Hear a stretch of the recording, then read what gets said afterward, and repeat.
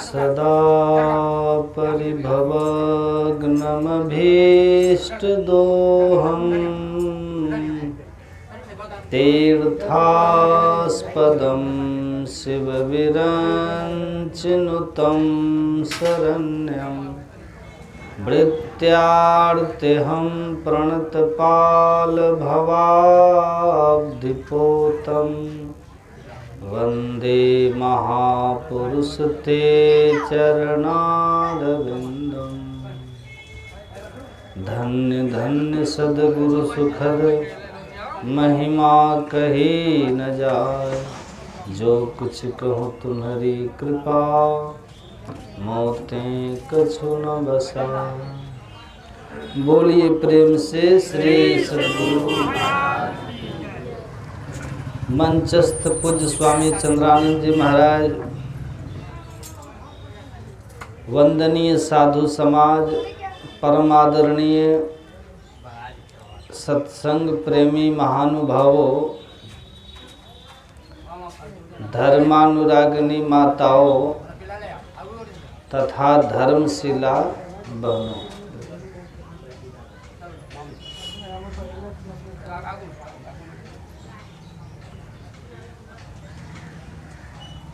भगवान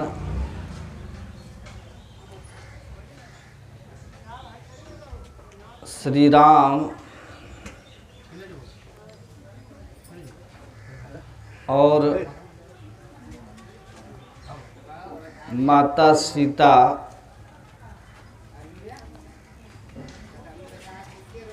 के संबंध में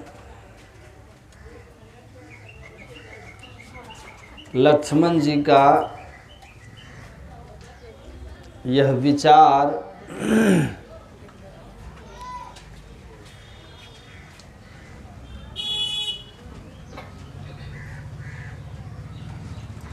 कि उनके जीवन में जो कुछ सुख दुख है, इसके लिए ये लोग ही जिम्मेवार हैं। सुन रहे हैं आप लोग?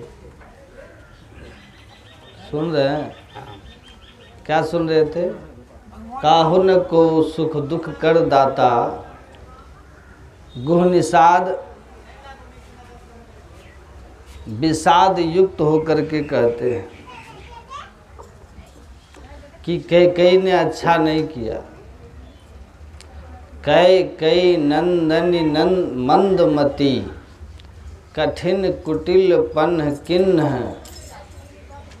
जो सिय रघुवीर ही, सुख अवसर दुख दिन।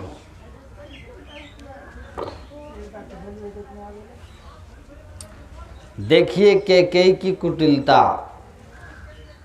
कहाँ राम राजा बन रहे थे, सीता राजमाता, राजरानी, महारानी बनती, महलों का सुख मिलता, राज का सुख मिलता, तो कैकेयी ने इनको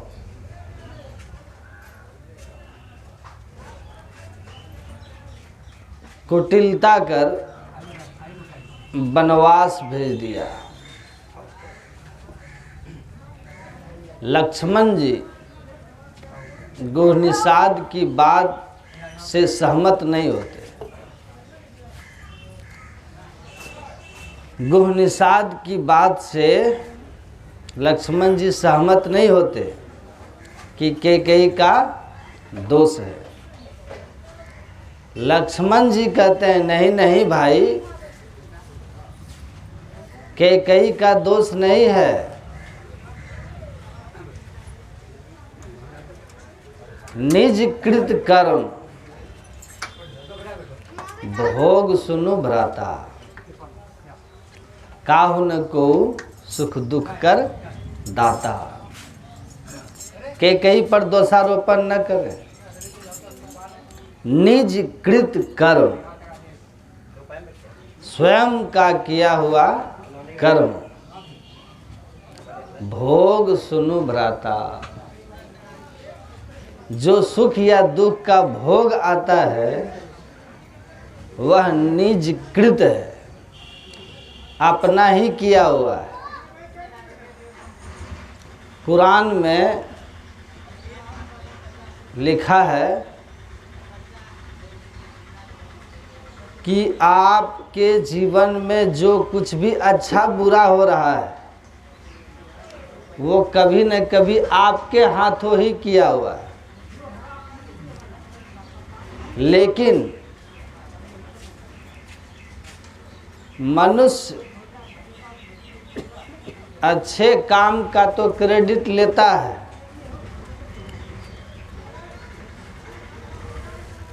दुख का क्रेडिट वो नहीं लेता है। अगर वह सुखी है तो उसके लिए अपने कर्मों को जिम्मेवार मानता है मनुष्य, लेकिन जब मनुष्य दुखी होता है तो उसके लिए वह जिम्मेवारी किसी और पर डालता है।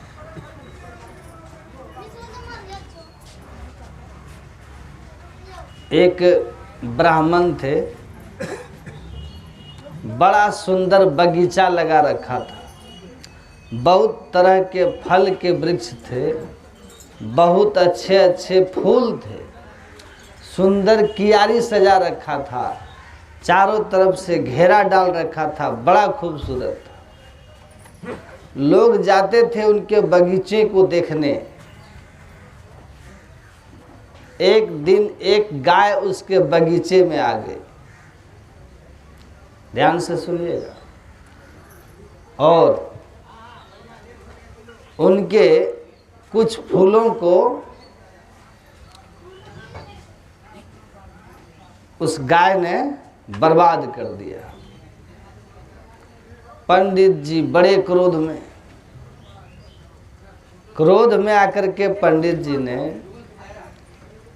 इतनी पिटाई की गाय की कि गाय मर गई।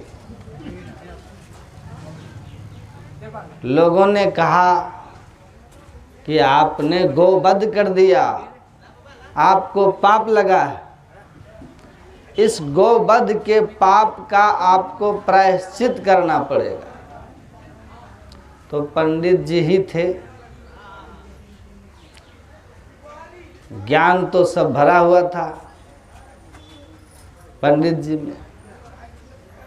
तो पंडित जी ने कहा कि इस गाय को मारने का पाप हमको नहीं, इंद्र को लगेगा। लोगों ने पूछा क्यों? कहा कि आपको पता नहीं है, हाथ में इंद्र देवता का निवास है। धर्मशास्त्र में लिखा है देहस्था सर्व विद्याश्च देहस्था सर्व देवता। पैर में वामन भगवान का वास है, हाथ में इंद्र का वास है, गुदा चक्र में गणेश भगवान है, लिंग चक्र में ब्रह्मा है, नाभि में भगवान विष्णु लक्ष्मी है, हृदय चक्र में शिव शक्ति है, कंठ चक्र में सरस्वती है, नाक में दिशाओं के देवता है, आँखों में सूर्य चंद्र का वास है। तो हमारे संपूर्ण शरीर में देवताओं का निवास है। इंद्रिय द्वार झरोखा नाना, तह तह बैठी देव करी ठाना।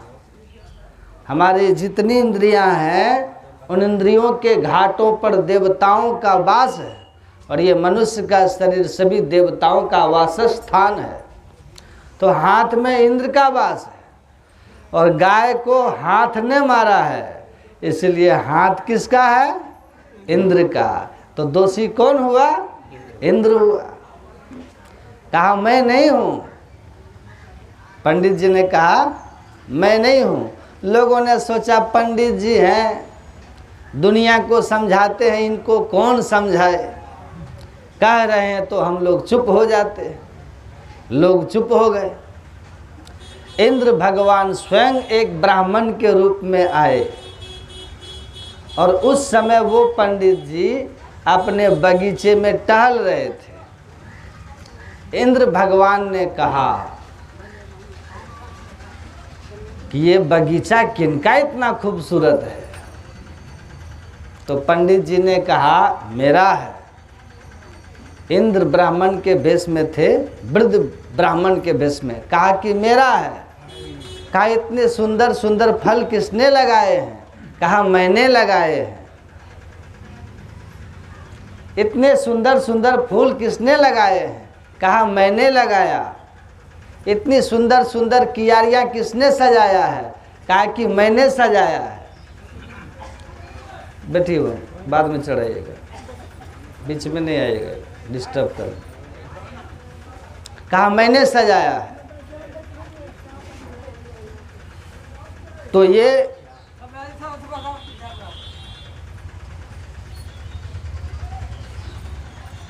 इंद्र कहता है कि ये सुंदर सुंदर, ये वो ब्राह्मण ने कहा, वो इंद्र भगवान कहते हैं कि आप अपने हाथों से सजाए हैं ये कियारियां या बगीचा, या नौकरों के हाथों से सजवाए हैं? आपका दिशा निर्देश हुआ होगा, नौकर अपने हाथों से काम किए होंगे।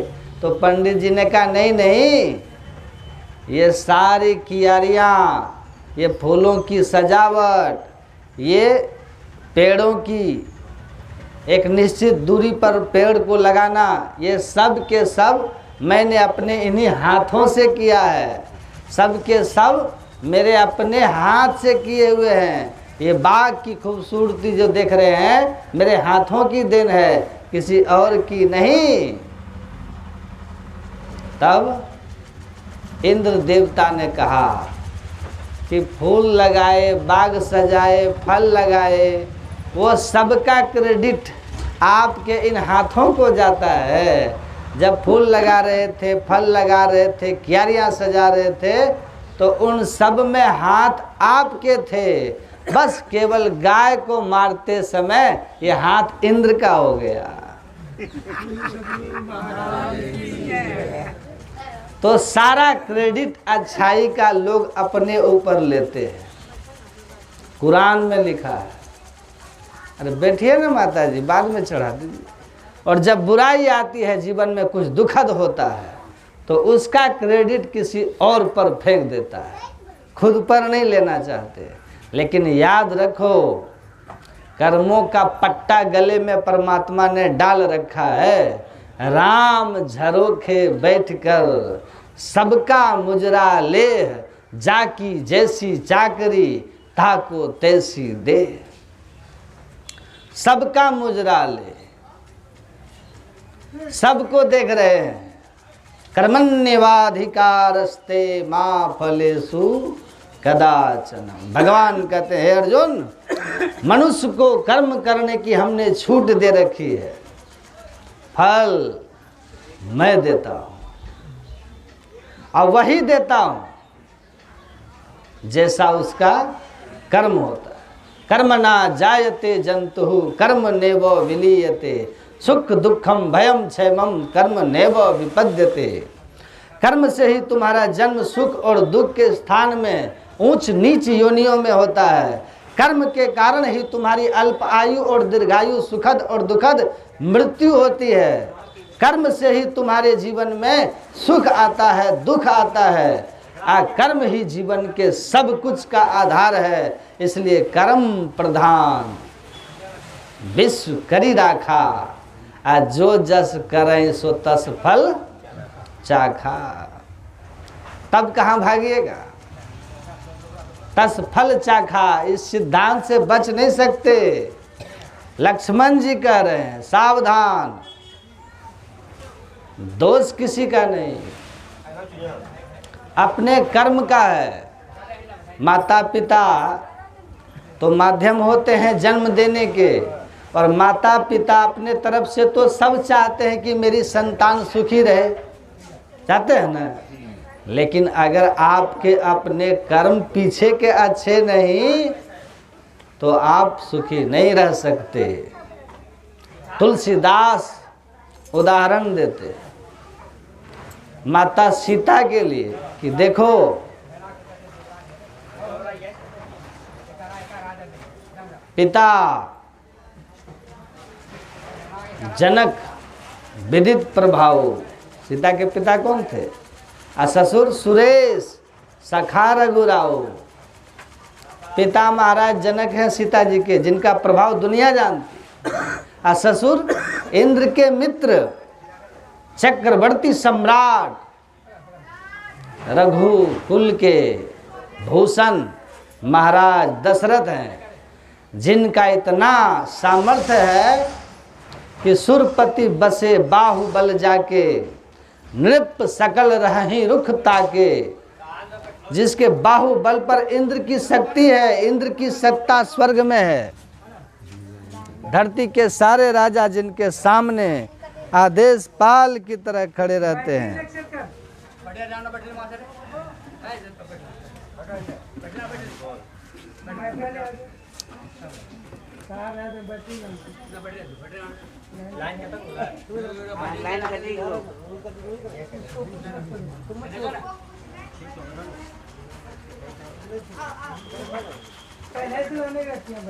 तो हमको बोले थे आप सत्संग में माइक ठीक रखिएगा, ऐसे माइक में सत्संग हमको मत बुलाया किसी। क्या माइक ठीक है, एगो बॉक्स भी नहीं लगा पाए। सतगुरु महाराज की जय।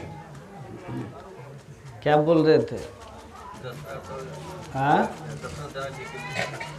हाँ, सुरपति बसे बाहुबल जाके, नृप सकल रही रुख ताके। जिसके बाहुबल पर इंद्र की शक्ति थी, इंद्र की सत्ता स्वर्ग में थी।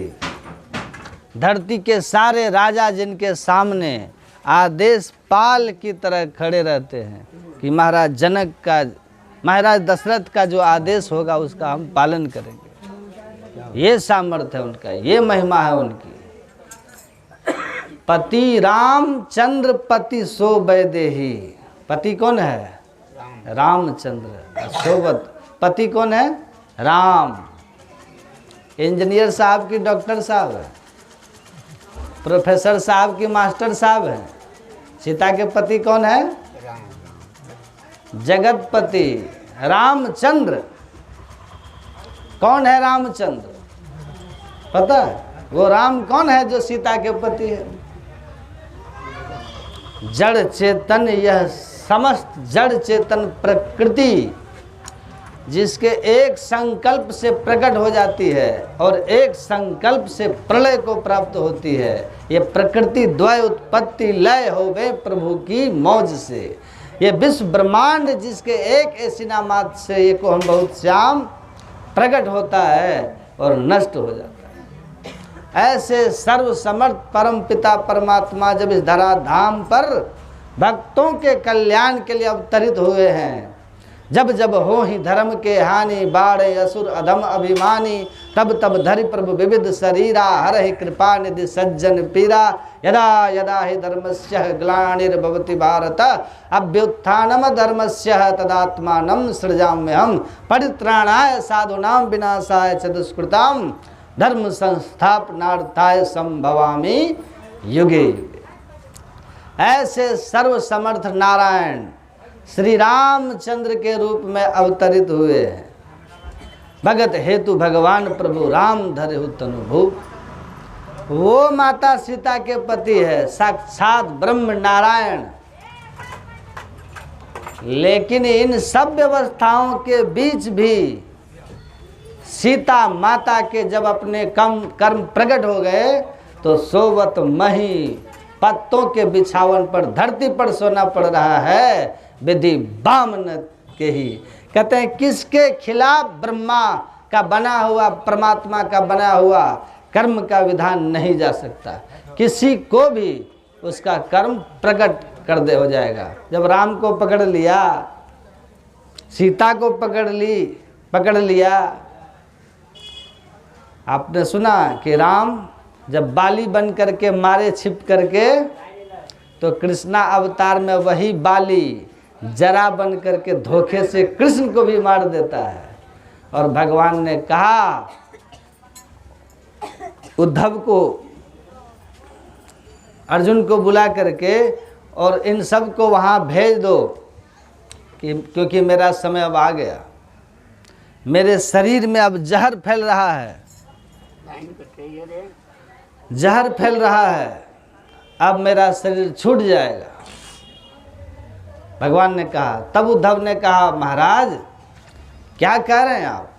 महाभारत के युद्ध में भीष्म के, द्रोण के, अश्वत्थामा, कर्ण के ऐसे वीरों के बाण आपके शरीर में आकर के लगते थे और उन बाणों के प्रभाव ऐसे ही निष्फल, निष्क्रिय हो जाते थे जैसे समुद्र में कोई आग का गोला गिरता है और समाप्त हो जाता है, पर समुद्र की मर्यादा पर उसका कोई असर नहीं पड़ता। वैसे उन बाणों का आपके शरीर पर कभी असर नहीं पड़ा। और एक साधारण सा व्याधा शिकारी के बाण से आप कह रहे मेरा शरीर अंत होगा। तो अभी आप सुन रहे थे ना, जरा को क्या कहा था, वही भगवान उद्धव से कहते हैं, उद्धव महाभारत के युद्ध में जो बाण मेरे तन को लग रहे थे वो वीरों के बाण थे, वो द्रोणाचार्य, भीष्म के बाण थे, कर्ण और अश्वत्थामा जैसे वीरों के बाण थे, इसलिए दुनिया का कोई वीर मेरा कुछ नहीं कर सका। पर ये बाण जो मुझे लगा है, इस व्याधे का बाण, ये वीरों के नहीं, मेरे कर्म के बाण हैं, मेरे किए हुए कर्मों के बाण हैं। और कर्म के बाण को मैं स्वीकार करता हूँ, स्वीकार करता हूँ, क्योंकि नियम हमने बनाया है। तो मुझे खुद राह दिखा दो आगे चल के, मुझे स्वयं स्वीकार करना होगा। तो जब जगत जननी को इन तमाम सुविधाओं के बीच उनके भाग में नहीं था सुख, तो दुख का मुंह देखना पड़ गया। भगवान राम स्वयं हैं, लेकिन उनकी भी कर्म के फल जब प्रकट होते हैं तो उनको भी वन का गमन होता है, नारी विरह उनको भी होता है, क्योंकि नारद को नारी विरह दिए हैं, श्राप लगता है, उनको भी नारी विरह होगा। हे मृग, हे खग, हे मृग, हे मधुकर श्रेणी, तुम देखी सिरता मृगनैनी, कह के वो भी जंगल में रोते हैं। भगवान की ये लीला है।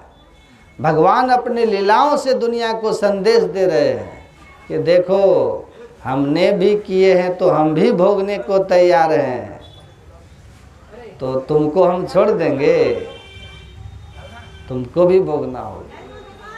तो भगवान कह रहे हैं, समझाते हैं आकर, लक्ष्मण जी यही बात समझा रहे हैं, दोष नहीं। सुखश्च दुखश्च न कोपि दाता परो ददाति कुबुद्धि रेसा अवश्यमेव भोक्तव्यम कृतम कर्म अशुभाशुभम। कहते हैं कोई दूसरा हमें दुख देने वाला है, ऐसा वही बोलता है जो आदमी विवेकहीन है, सत्संग के ज्ञान से दूर है। जो ज्ञानी है वो जानते हैं कि मनुष्य के किए हुए जन्म जन्मांतर के कर्म प्रकट होते हैं, भोग के रूप में वही सुख और दुख बनकर आते हैं। लेकिन अंतर यही है कि देह धरे का दंड यह सब काहू को होए, ज्ञानी भुगते ज्ञान से, अज्ञानी भुगते रोए। ज्ञानी इसको ज्ञान से ग्रहण करता है कि मेरा ही है, भोग लेते हैं, और अज्ञानी कहता है इसका है, उसका दिया हुआ है, इसका दिया, उसका दिया हुआ। अज्ञानी लोग कहते हैं, लेकिन नहीं, संसार में हम तुरंत किसी काम को दूसरे पर फेंक देते।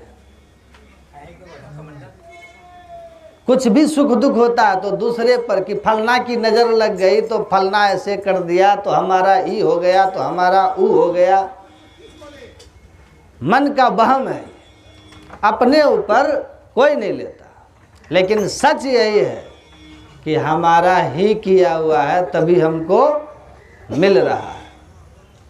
कर्म का यही सिद्धांत है। इसलिए दूसरे किसी पर भी दोषारोपण न करें, और जीवन में जो सुख दुख आए उसको अपने ही किए हुए कर्म का फल मान करके उसको शांत भाव से भोगते हुए उससे जो बचने का उपाय है उसको करें। लेकिन भोग के लिए दोष दूसरे को न दें। जैसे दूसरे को दोष दिए आप कि दूसरे पर दोष लगाने का पाप एक नया आप पर चढ़ जाएगा। एक तो भोग हो ही रहा है और दूसरा एक नया कर्म आपने बना दिया तो नया भोग हो जाएगा। कहा इसीलिए दूसरे पर दोष मत दो, वो एक और नया पाप हो जाएगा दोष देने का। अपना समझ करके उसको सहजता से भोग लो, समझो कि वो माध्यम बन गया। रास्ते पर चलते हुए अगर आपको ठोकर लग जाता है तो पत्थर कुछ नहीं करता, ठोकर मारने के लिए वहाँ पत्थर नहीं बैठा था। आपके पहले भी बहुत लोग उस राह से गए थे, उनको ठोकर नहीं लगा था, ठोकर आपको लग गया है उस पत्थर से, क्योंकि आप बाएं दाएं देख करके चल रहे थे, रास्ता देख के नहीं चल रहे थे। उसी तरह सामने वाला केवल माध्यम होता है, आपके किए हुए कर्म आपके ऊपर आते हैं तो दिखता है कि इसने दे दिया, मति बदल जाती है। सामने वाला का कैकेयी की मति बदलती है, क्योंकि कैकेयी राम को बन जाना है, सीता को बन जाना है, सीता राम के कर्म प्रकट हो रहे हैं और कैकेयी के भी कर्म प्रकट हो रहे हैं। क्योंकि कैकेयी अगर वन भेजने में सहयोगी नहीं होगी तो कैकेयी का अपना जो कर्म है वो कर्म फल कैसे लगेगा। कैकेयी को क्यों लोग इतिहास में अच्छे दृष्टि से नहीं देखते हैं, क्यों? इसीलिए नहीं देखते हैं कि कैकेयी जब बच्ची थी तो बड़ी चंचला थी, बड़ी चंचला थी, उछल कूद करने वाली, खिलोड़ टाइप की। एक बार उनके यहाँ एक ऋषि आए थे, वृद्ध ऋषि, दाढ़ी वगैरह सब पका हुआ था, पुराणों में ये कहानी है, पूरे बाल दाढ़ी सफ़ेद थे। कैकेयी खेल रही थी, खेलते खेलते उसने क्या किया कि सफ़ेद बाल दाढ़ी देख करके कौतूहल बस उसने क्या किया कि चूल्हा का जो राख होता है ना, वो ला करके हाथ में लगाकर और उनके पूरे दाढ़ी में और बाल में सोए में ऊपर ऊपर लगा करके काला कर दी थी। आईना तो था नहीं उस समय। ऋषि जब उठे और उठने के बाद वो गए और जाकर के कुल्ला किए, मुंह धोया। मुंह धो करके स्वाभाविक होता है ना कि आदमी ऐसे से दाढ़ी खींचता है, ऐसे दाढ़ी खींचे और हाथ नहीं देखे, उसके बाद फिर लगाया तो हाथ में काली लग गया। काली लग गया तो दो चार जो साथ के और महात्मा जी लोग थे वो उन्होंने हंस दिया और लोग हंसने लगे। क्या हुआ, क्यों हंस रहे हैं आप लोग? कहा कुछ नहीं महाराज, कुछ नहीं। तब उन्होंने देखा, जब उन्होंने जल में देखा तो उनको लगा कि चेहरा तो हमारा काला हो गया, बाल उल सब काला है। कहा कि किसने कालिख लगाई? और उनको क्रोध आ गया। ऋषि थे, तपस्वी थे, क्रोध हो गया और क्रोध में उन्होंने कहा कि जिसने मेरे मुंह में ये कालिख लगाया, यह कालिख तो मैं पानी से धो करके साफ कर लूँगा, लेकिन एक दिन उसके मुंह पर ऐसा कालिख लगेगा जो वह किसी भी दुनिया के पानी से, जब तक दुनिया रहेगी ये कालिख उसके मुंह पर लगेगा।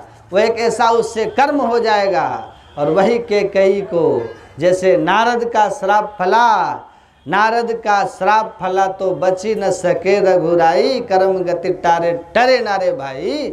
वैसे ही कैकेयी के जीवन में जब ऋषि का श्राप फलित हुआ तो उसकी मति मंथरा बदल देती है, मंथरा बदल देती है। और मंथरा के बदल देने से मति कैकेयी जो है, जिस राम के प्रति उसका अगाध प्रेम था, उसके लिए वो दशरथ जी से वरदान मांग लेती है, तापस भेष विशेष उदासी, 14 वर्ष राम बनवासी।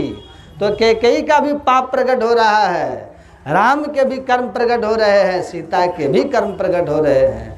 तो ये कर्म ऐसा आपस में उलझा हुआ है कि सबको एक दूसरे में बांधे हुए है। इसलिए कहा गहनो कर्म ना गति ही, कर्म की बड़ी गहन है,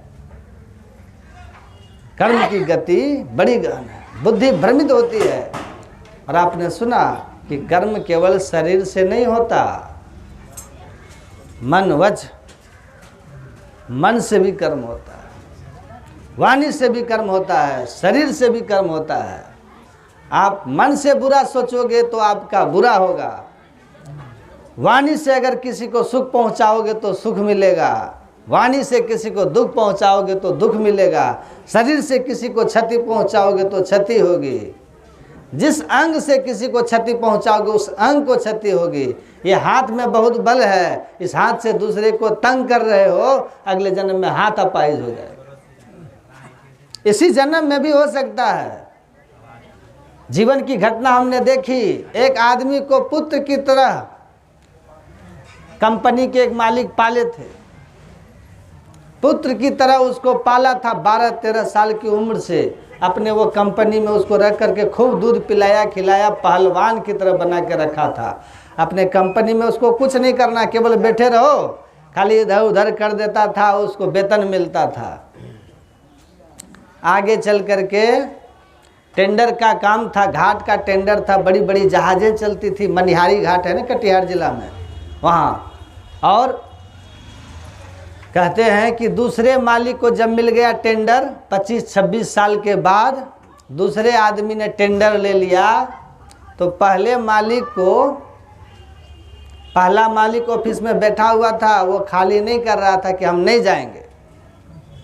नया मालिक बोला कि हम आपको नौकरी से नहीं निकालेंगे, जैसे वो बैठा करके आपको वेतन देता है, खाली बैठे रहते हैं आप घाट पर, आपको वेतन देता है, उसी तरह मैं भी आपको वेतन दूंगा, आप उनको ऑफिस से निकाल दीजिए, पुराने वाले मालिक को। आई गया, जा कर के उसको कहता है कि देखिए घाट तो अब उसका हो गया, नया वाले मालिक का, अब आप नहीं निकलिएगा तो आपको पुलिस निकाल देगी, इसलिए अच्छा है आप निकल जाइए। कहा कि नहीं, हम नहीं निकलेंगे, पुलिस आके हमको पहले निकाले। उसका कुछ टेक्निकल था उस तरह का, जो लग रहा था कि कानून में पुलिस को हम कागज दिखाएंगे तो पुलिस नहीं निकालेगी, ऑफिस हमारे कब्जे में है, भी कुछ ऐसा था उस। नहीं निकलेंगे कहा, तुम अभी चुपचाप रहो, पुलिस आएगी। कहा कि नहीं आप निकल जाइए, तो कहा नहीं हम नहीं निकलेंगे।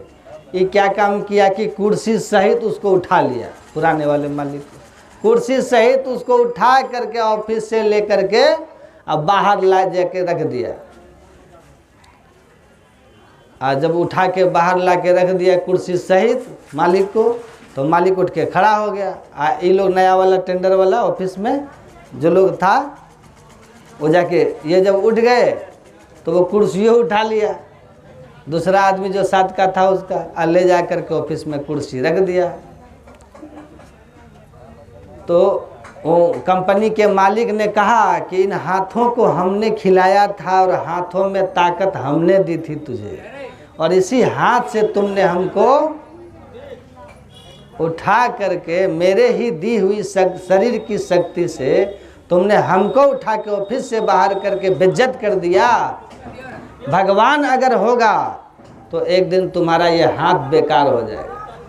और वो आदमी 12-13 साल के बाद उनको दाहिना तरफ पूरा लकवा ग्रस्त हो गए और हाथ काम करना बंद कर दिया। और उसी स्थिति में उसकी मृत्यु 2 साल के बाद हुई। तो जिस अंग से पाप करोगे उस अंग को भगवान दंडित करें, वैसा ही आपको बना देंगे। इसीलिए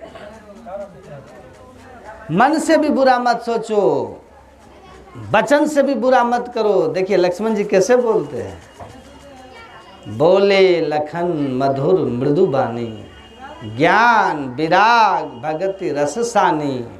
लक्ष्मण जी बोले तो हैं कि काहू न को सुख दुख कर दाता, लेकिन बोलना कैसा हुआ है सो देखिए। द्रौपदी बोली थी अंधे का पुत्र अंधा, कितनी गाली मिली, वाणी का फल था वो। अंधे का पुत्र अंधा, बुरा नहीं सोचो, बुरा मत करो। इसीलिए कहते हैं ज्ञान विराग कोमल मधुर वाणी में बोलते हैं।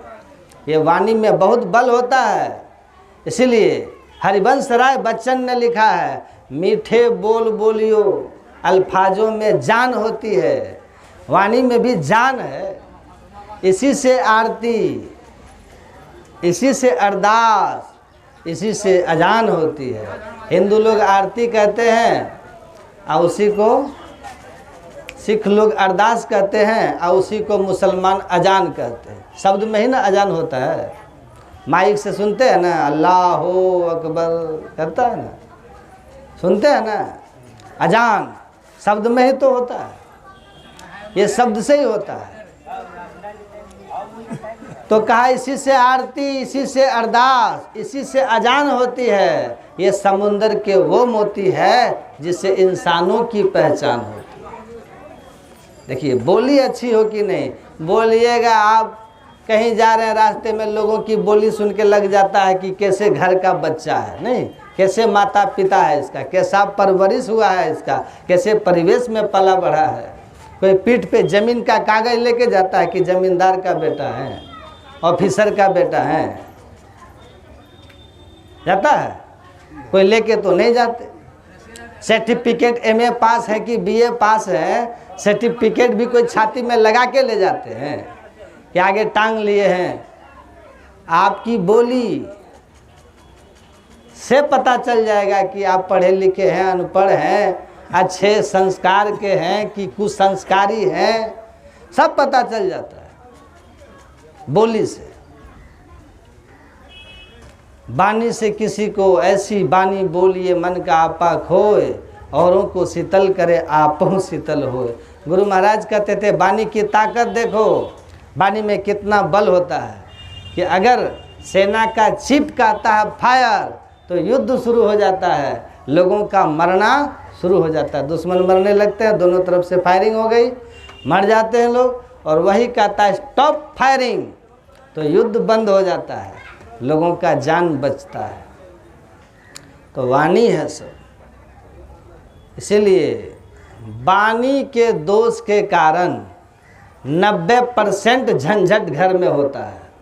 बोलने नहीं आता है लोगों को। बड़े से कैसे बात करें, बाप से कैसे बात करना है, माँ से, भाई से, पत्नी से, पति से, सास से, ननद से, मतलब हमको कैसे बोलना चाहिए ये हमको नहीं आता, इसलिए झगड़ा होता है।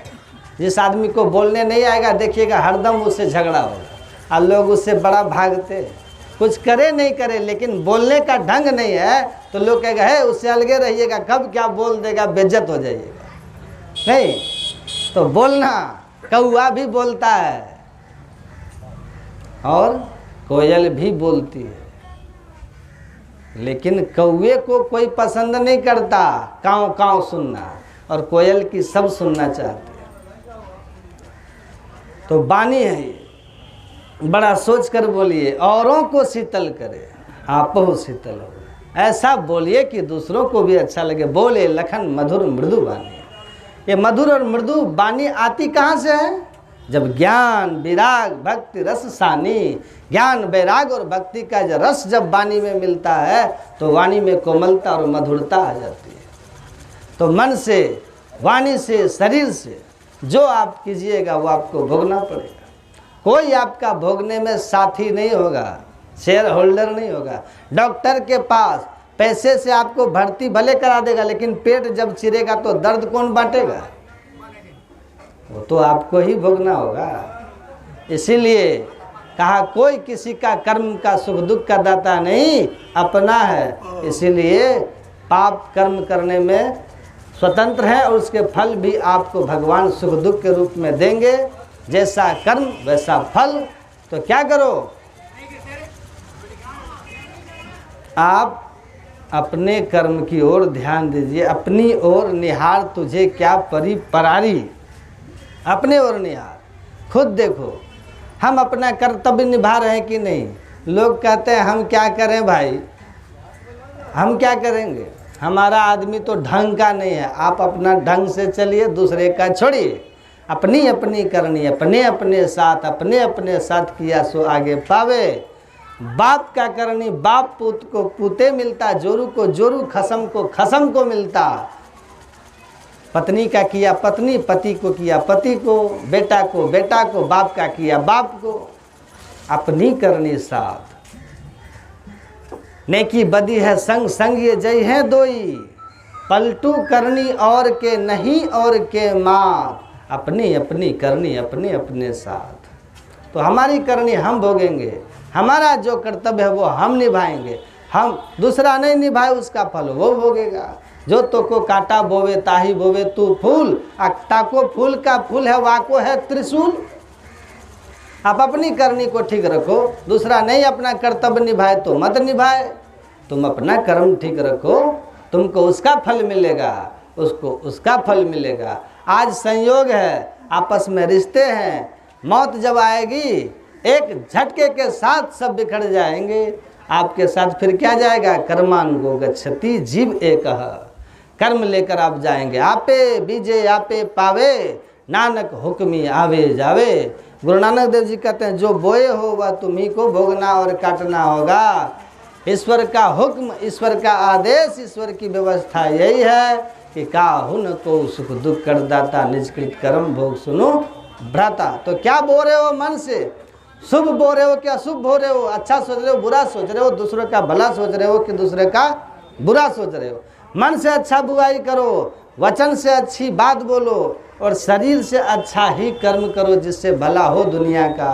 सर्वे भवन्तु सुखिनः, सर्वे सन्तु निरामयाः, सर्वे भद्राणि पश्यन्तु माँ कश्चित् दुख भाग भवेत्। सबका भला हो, सब निरोग हो, किसी के जीवन में दुख न आए, ऐसा जिसके हृदय में ये भाव हो जाता है भगवान उसके जीवन में कभी दुख नहीं भेजते। तो अपने भाव को शुद्ध कीजिए, मनोभाव को शुद्ध कीजिए, वचन को शुद्ध कीजिए और अपने कर्म को भी शुद्ध कीजिए, सब शुद्ध कीजिए। दूसरा करे नहीं करे, बहुत लोग कहते हैं ना कि हम तो बाबा ठीके हैं, वही ठीक नहीं है। अरे तुम ठीक रहो। कहता है वो कौन राम जैसा है? अरे राम जैसा नहीं है तो नहीं है, आप बनिए ना जैसा बनना है। आप भरत बनिए, आपको मिलेगा उसका फल। विभीषण भक्त के रूप में जाने गए, रावण राक्षस के रूप में, एक पिता के विपुल कुमारा। तो अपने करनी को ठीक करना है। भैया क्या कर रहे हैं उससे तुमको कुछ नहीं भोगना है, तुम क्या कर रहे हो ये महत्वपूर्ण है। इसलिए अपनी ओर निहार, अपने कर्म को ठीक करिए। लेकिन यही आप सुन लिए कि कर्म तो अभी ठीक कर लिए, अब पीछे जो किए वो जानते हैं, पीछे भी तो किए हैं, इस शरीर में भी कभी सब नहीं जानते हैं और उसके पहले के जन्म का भी आप नहीं जानते हैं। कर्मों का ढेर जमा है, संचित है बहुत से कर्म, उसमें से कुछ मिला तो प्रारब्ध बन गया है, भोग बन के आ गया है, और कुछ कर्म नए हो रहे हैं जिनका फल आपको आगे मिलने वाला है। तो पीछे के कर्मों के ढेर हैं और अभी इस जन्म में कर्म हुए हैं और हमको आगे कर्म के फल से बचना है। तो क्या करना होगा कि कर्म और उसका सिद्धांत कर्म मंडल तक ही काम करता है, इतना सहज नहीं है। इसीलिए संत महात्माओं ने कहा कि अपने से अगर धर्म और अधर्म का निर्णय करने लगे तो हो सकता है कि आपकी बुद्धि धर्म की जगह अधर्म को ही धर्म समझ के पकड़ ले। समझ रहे हैं बात? और तब धर्म के जगह अगर धर्म पर पग आपने रख दिया है, पद रख दिया है, तो गोरखनाथ वाली बात हो जाएगी कि देखी देखी पग धरना, यह संसार कांटे की बाड़ी। हो सकता है अधर्म पर आपने पग रख दिया, परिणाम आपको दुख भोगना पड़ेगा, क्योंकि संसार कर्म क्षेत्र है और प्रत्येक मनुष्य अपने कर्मों का ही फल भोगता है। काहुन को सुख दुख कर दाता, निज कृत कर्म भोग सुनो भ्राता। तो दूसरों को दोष देना, रामकृष्ण परमहंस कहते थे कोई आपको खिलाता है, गरिष्ठ भोजन है, कोई आपको खिला रहा है कि और लीजिए और लीजिए, आप कहते हैं नहीं नहीं रहने दीजिए, कहते हैं ना, वो आपकी थाली में गिरा देता है ज़बरदस्ती और आप जिह्वा के स्वाद में फंस करके सब खा जाते हैं, खा जाते हैं ना। थोड़ी देर तक तो पता नहीं चलता, लेकिन तेल मसाले का गरिष्ठ भोजन बाद में पेट में गड़बड़ी पैदा करता है। तो आप कहते हैं कि उसके चलते हम ज़्यादा खा लिए। कहते हैं ना, जनाब उसने आपके थाली में दी थी, मुंह में ठूस नहीं दिया था। ठूसा था, थाली में दिया था, मुंह में ठूस तो नहीं न दिया था, थाली में दिया। तो पेट गड़बड़ हो गया। तो आप क्या कहते हैं कि सामने वाले का दोष। कहते हैं उसी तरह किए हुए कर्म करते समय बड़े सुख देते हैं आप कर्म जो होते हैं ना, लेकिन थोड़ी देर के बाद जब वो अपना रंग दिखाता है तो आपको सिर धुनना पड़ता है। और फिर सिर धुन धुन पचता काल है कर्म ईश्वर ही मिथ्या दोष लगाए, तो सिर धुन धुन के पछताना पड़ता है।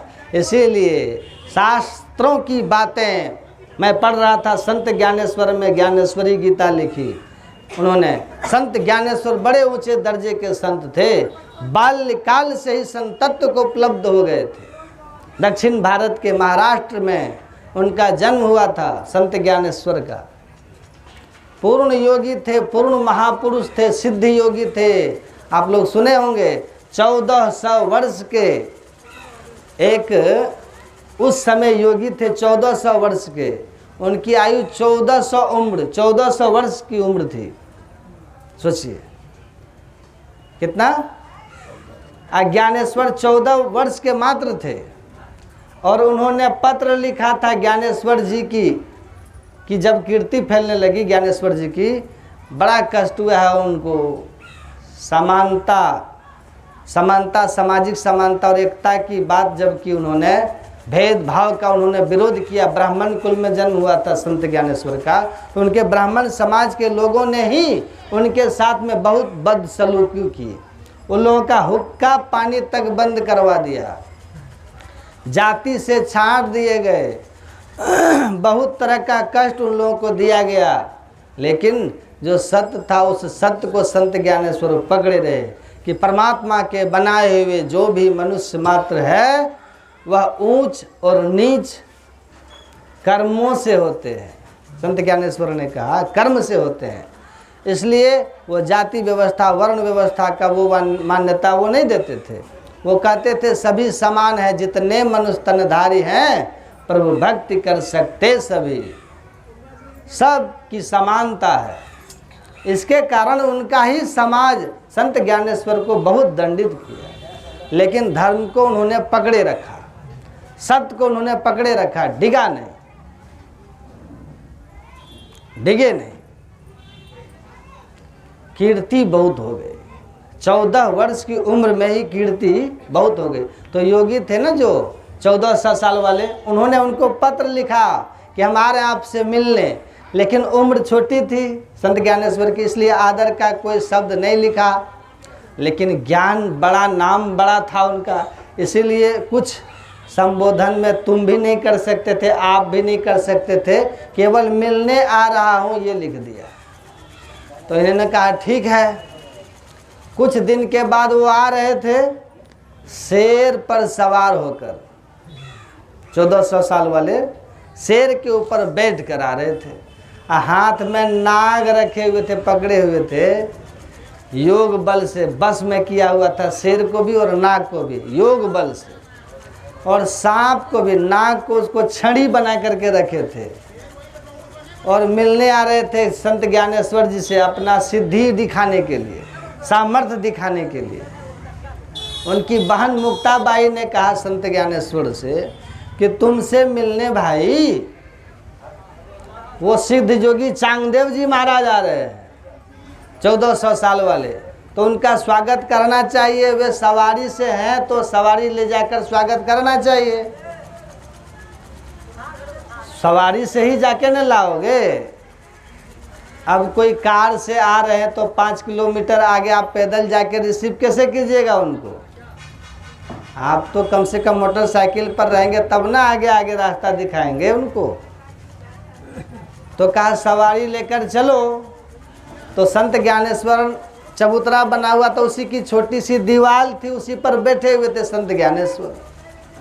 तो कहा हमारे पास सवारी तो नहीं है बहन, लेकिन स्वागत तुम्हारी अगर इच्छा है उसकी सवारी से ही हो तो उन्होंने उस चबूतरे को ज्ञानेश्वर जी ने कहा कि चल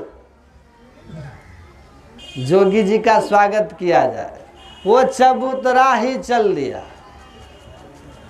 आज जब चबूतरे को अपनी तरफ आता हुआ उन्होंने देखा चांगदेव जी ने, तो शेर पर से वो कूद कर नीचे उतर गए, हाथ जोड़ लिया और कहा महाराज हम तो यह चेतन जीव को जोग बल से बस में रखे हैं, आप तो अचेतन जड़ को आपने सामर्थ्य से आपने चला दिया, आप तो साक्षात प्रभु हैं। क्योंकि परमात्मा में ये सामर्थ्य है, जड़ ही करही चेतन, जड़ को चैतन्य कर सकते हैं। परमात्मा में यही सामर्थ्य है, ये तो परमात्मा में सामर्थ्य है। तो आप समर्थवान हैं, जड़ को चेतन कर दिए, आप साक्षात प्रभु को जान करके सो जाने जय देव जनाए जानत तुम्हें हो जाए, ब्रह्म को जान के आप ब्रह्म हो गए हैं। आपके सामने मैं नतमस्तक हूँ, वो सिर झुका दिए। ऐसे सिद्ध ऐसे पूर्ण संत थे संत ज्ञानेश्वर जी महाराज। और उन्होंने गीता पर टीका लिखी, ज्ञानेश्वरी गीता पढ़िएगा, और लिख करके उन्होंने बहुत अच्छी व्याख्या की। उन्होंने बड़ी मोटी है ज्ञानेश्वरी गीता। उन्होंने कहा कि गीता के कृष्ण के कहे हुए श्लोकों का जो सही सही भाव है, उन भावों को मैंने यथार्थ रखा है। इस ज्ञानेश्वरी को पढ़ करके कोई भी गीता के भावों को ठीक ठीक समझ जाए, तब भी मैं ये दावा नहीं कर सकता। यद्यपि मैंने द बेस्ट लिखा, लेकिन फिर भी मैं ये बात दावे के साथ कहूँगा कि जितनी मेरी गीता उच्च स्तर की टिप्पणी है, उतना ही जरूरी है जीवन काल में किसी को धर्म ग्रंथ को समझने के लिए गुरु के शरण में जाना। अब भी इस गीता को ठीक ठीक समझने के लिए मनुष्य को गुरु की जरूरत पड़ेगी, और नहीं तो वो गीता के टीका में भी फंस जाएगा, टीका भी फंसा देगी। लिखा है तो गुरु की सदैव जरूरत रहेगी। इसीलिए कहते हैं कि जो धर्म ग्रंथ है उनके ठीक ठीक मर्म को आप नहीं समझते। समझना भेद गुप्त यह किसी ग्रंथ से है संभव, समझ लो किसी संत से। गोस्वामी जी ऐसे नहीं लिखते हैं कि जेहि मार्ग श्रुति साधु, कहते हैं वेद में लिखा है, लेकिन संत के द्वारा उस बात का समर्थन होना चाहिए। जो आप समझ रहे हैं उसका समर्थन संत करे, तभी वो सही है, नहीं तो आप अपने बुद्धि के स्तर से अर्थ का अनर्थ निकाल दीजिएगा। कहिएगा गिद्ध ने राम के लिए युद्ध किया तो स्वर्ग चला गया, हम आदमी होकर के मांस मछली खाकर भक्ति करें तो क्यों नहीं जाएंगे। और आप ये नहीं समझ सकते बिना गुरु के कि गिद्ध को भगवान ने मांसाहारी बनाया है, उसका यही दंड है, वही भोग है, उसके पास ऑप्शन नहीं है। और आपको भगवान ने अनेक ऑप्शन दिए हैं, फिर भी आप अधर्म का पथ चुनते हैं। शाकाहारी होते हुए तो आप भक्ति कर रहे हैं तो भगवान के बनाए हुए विज्ञान के विरुद्ध जा रहे हैं, और ईश्वरीय विधान के विरुद्ध जाना ही तो पाप और पुण्य का अर्थ होता है। ईश्वरीय विधान में चलना ही पुण्य और उसके विपरीत जाना ही पाप है। ये तभी आप समझ पाएंगे जब आप किसी संत के शरण में आएंगे, सदगुरु की शरण में आएंगे। इसीलिए कहते हैं विविध भांति के कर्म जगत में जीवन घेरी फंसाता है। भगवान कृष्ण ने ऐसे ही नहीं कहा, हे अर्जुन गहनो कर्मणा गति ही, कर्म करने का तो तुम्हें अधिकार है, फल हम देंगे, लेकिन कर्म की गति बड़ी गहन है, अपने से समझ में नहीं आता। एक स्थिति में जो कभी पुण्य हुआ करता है, दूसरे परिस्थिति में वो पाप भी हो जाता है। तो हर क्षण आपको संसार के इस कांटे की बाड़ी में देख देख कर पग रखने के लिए दिखाने वाले की जरूरत पड़ेगी, और नहीं तो आप फंस जाइएगा। इसीलिए सीधे अर्थों में कह दिया धर्मशास्त्रों में कि आप सच्चे संत के शरण में रह करके उनके बताए मार्ग पर चलिए। और संत वही बताएंगे जो धर्म सम्मत होगा, शास्त्र सम्मत होगा, मनमाना नहीं बताएंगे। उसकी उनके पास व्याख्या होगी, नहीं तो फंसेंगे आप। तो धर्म और ये कर्म जो है ये बड़ी गहन बात है। धर्म और कर्म, एक है कथाकार हैं, गीता पर व्याख्यान देते रहे, गीता ज्ञान संस्थान के आचार्य। उनसे जब पूछा गया कि महाराज जी, उनसे पूछा गया, किसी ने पूछा कि महाराज आप मिल गए, गीता की कुछ शंकाएं हैं, उसका समाधान कीजिए। तो उन्होंने कहा क्या शंका है बताइए। तो उन्होंने कहा ईश्वर का अवतार क्यों होता है। तो उन्होंने कहा कि ईश्वर का अवतार गीता आपने पढ़ा नहीं है, यदा यदा हि धर्मस्य ग्लानिर्भवति भारत अभ्युत्थानम धर्मस्य तदात्मानं सृजाम्यहम् परित्राणाय साधूनां विनाशाय च दुष्कृतां धर्म संस्थापनार्थाय संभवामि युगे युगे। और अभी आपने पाठ सुना है, भगत भूमि भूसुर सुर भी सुरहित लागी कृपाल, किए चरित धरि मनुज तनु सुनत मिटहि जग जाल। भगत भूमि भूसुर सुर भी सुरहित लागी कृपाल, भक्तों के लिए, धरती के कल्याण के लिए, भूसुर ब्राह्मणों के लिए, देवताओं के लिए, भक्त के लिए परमात्मा का अवतार होता है। मतलब सज्जन पुरुषों की रक्षा के लिए होता है, अधर्म का नाश के लिए होता है, धर्म की स्थापना के लिए होता है। जब जब हों ही धर्म के हानि, बाढ़ असुर अधम अभिमानी, तब तब धरि प्रभु विविध शरीरा, हरहि कृपा निधि सज्जन पीरा। तो भगवान धर्म की स्थापना के, अधर्म के नाश के लिए इस संसार में वे युग युग में अवतरित होते हैं। तब उनसे पूछा कि ये बात तो हम लोग भी समझते हैं, यहाँ तो सीधी सरल बात है कि धर्म संस्थापनार्थाय, सीधी सी बात है। तो जब भगवान का अवतार धर्म की स्थापना के लिए होता है, सुनिएगा ध्यान से, तो धर्म की स्थापना क्यों करते हैं? ताकि धर्म के पथ पर चल करके लोग अपना कल्याण बनाएंगे, इसलिए ना। सज्जन लोग शांतिपूर्ण ढंग से रहते हुए धर्म का पालन करेंगे। तो कहा कि हाँ हाँ, इसीलिए। तो फिर उससे पूछा कि जिस धर्म की स्थापना के लिए भगवान का अवतार होता है, अब भगवान बहुत तरह के लीलाओं को करके, बहुत तरह के मार काट करके धर्म की स्थापित करते हैं धर्म को, उसी धर्म को छोड़ देने के लिए फिर अर्जुन से उन्होंने क्यों कहा कि हे अर्जुन, अगर तुम सभी पापों से छुटकारा चाहते हो, मोक्ष पाना चाहते हो, हर तरह के दुख से मुक्त होना चाहते हो, जन्म मरण से मुक्त होना चाहते हो, तो सर्वधर्मानि परित्यज्य मामेकं शरणं व्रज अहम त्वां सर्व पापेभ्यो मोक्षयिष्यामि मा शुचः। हे अर्जुन, सभी प्रकार के धर्मों का त्याग करके तुम मेरी शरण में आ जाओ, मैं तुम्हें हर तरह के पापों से मुक्त कर दूंगा। इसमें कोई चिंता सोच की बात नहीं है, संशय की बात नहीं है।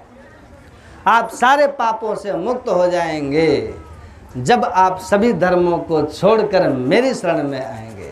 तो फिर धर्म की स्थापना किस लिए, जब उसको छोड़ना ही है? तो समझ रहे हैं बात? सीधा कह दो कि छोड़ दो सारा धर्म, बढ़ रहा धर्म बढ़ने दो। जब धर्म छोड़ना ही है तो उसकी स्थापना किस लिए? क्यों कहा सारे धर्मों को छोड़कर मेरी शरण में आओ? कौन कौन सा धर्म छोड़ना है महाराज? हिंदू धर्म छोड़ना है, इस्लाम धर्म छोड़ना है, ईसाई धर्म छोड़ना है, बौद्ध धर्म छोड़ना है, कौन सा धर्म छोड़ना है? और तब उनके शरण में होंगे हम? तो ये क्या हुआ? ये कौन सा पेच है यहाँ पर? समझिए बात। रोज गीता पर बोलते हैं टीवी में आकर, थोड़ी देर तक इधर उधर उन्होंने देखा और उसके बाद कहता है इस पर तो देखिए ना, हम भी विचार अभी तक नहीं किए हैं, इस पर कोई चिंतन हम नहीं किए। देखिए, इस तरह से हमने कभी सोचा ही नहीं कि दोनों बातें गीता में है, धर्म की स्थापना और धर्म छोड़ना। तो इस पर हम कभी नहीं सोचे, गीता करते हैं प्रवचन। ये तो बड़ा गूढ़ बात लग रहा है, ये गूढ़ बात है, पेच है यहाँ, सहज साधारण बात नहीं है। पहला श्लोक सहज साधारण है और दूसरा गूढ़ है। देखिए, तो क्या गूढ़ता है? आप गीता पर बोलते हैं रोज टीवी पर, गीता के सबसे बड़े प्रचारक है दुनिया में, तो आप नहीं बताएंगे तो कौन बताएगा? तो बोलते हैं कि मुश्किल लग रहा है, हम नहीं बता पाएंगे। अब कौन बताएंगे? ये संत बताएंगे।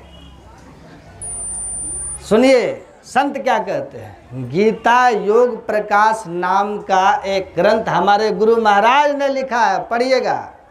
उसमें इस समस्या का समाधान है। इसका समाधान बताए हैं गुरु महाराज कि धर्मों को छोड़कर मेरी शरण में आ जाओ। गुरु महाराज कहते हैं कि कर्म बड़ा भाई है और धर्म क्या है? छोटा भाई है। सुनिएगा, कर्म से ही धर्म होता है, अकर्म से ही अधर्म होता है। किसी जरूरतमंद को आपने कलम दी, ये दान धर्म हो गया, ये धर्म हो गया। किसी की कलम आपने छीन ली तो ये क्या हो गया? ये अधर्म हो गया। दोनों कर्म ही है। धर्म स्वतंत्र सत्ता नहीं है, वो कर्म पर आधारित है। धर्म, कर्म से ही धर्म और अधर्म बनता है। तो कर्म बड़ा भाई और धर्म छोटा भाई। तो जो कर्मों को छोड़ेगा वही सारे धर्मों को छोड़ेगा। समझ रहे हैं? तो कर्म कैसे छूटेगा? गुरु महाराज कहते हैं, जहाँ गीता में यह बात चर्चा आ रही है वो योग से संबंधित बात है। गुरु महाराज कहते हैं आँख का धर्म क्या है? देखना है ना। आँख खराब है तो कान से आप नहीं देख सकेंगे।